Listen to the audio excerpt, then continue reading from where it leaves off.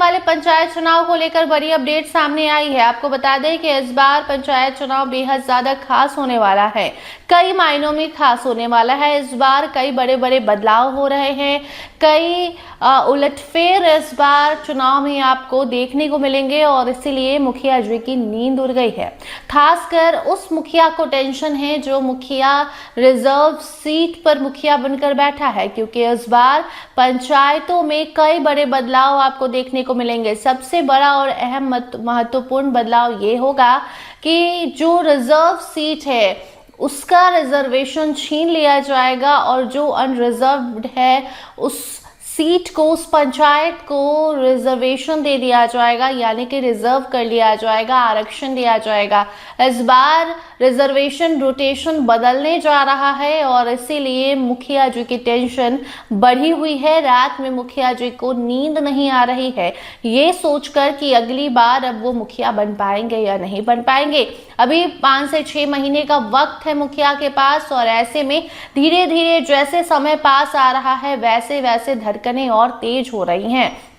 बाकी आपको बता दें कि चुनाव का पेच भी फंसा हुआ है, क्योंकि पंचायती राज विभाग के मंत्री दीपक प्रकाश मुखिया चुनाव पर कुछ बोल ही नहीं रहे हैं।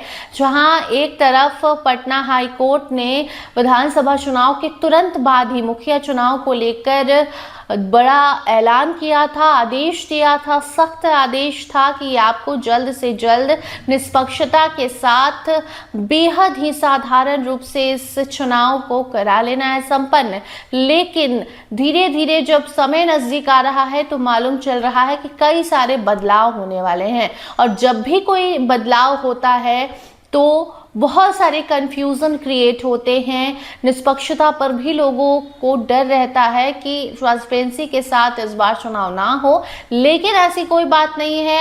आयोग की तैयारी पूरी है और विभाग ने भी तैयारी पूरी कर ली है। भले मुखिया चुनाव का पेच इसलिए फंसता दिख रहा हो क्योंकि मंत्री जो इस पर कुछ नहीं बोल रहे हैं, लेकिन ध्यान देने की ये भी जरूरत है कि अभी विधानसभा का सत्र चल रहा है, बजट सत्र, और जैसे ये सत्र खत्म होगा वैसे ही मुखिया चुनाव को लेकर बड़ा ऐलान किया जाएगा। आपको बता दें कि सत्र के बाद होली है और होली के बाद इस पंचायत चुनाव की तैयारी और जोरों शोरों से शुरू हो जाएगी।